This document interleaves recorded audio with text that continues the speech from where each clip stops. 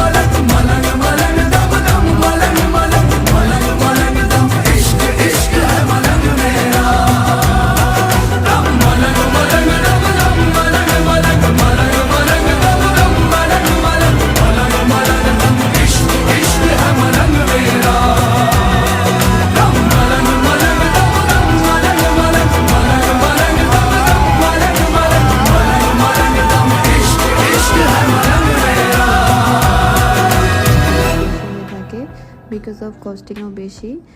আর এই কেকটা আপনাদের কাছে কেমন লেগেছে আর ওই পিকচারের সাথে এটার মিল কতটুকু পেয়েছেন অবশ্যই আমাকে কমেন্টে জানাবেন।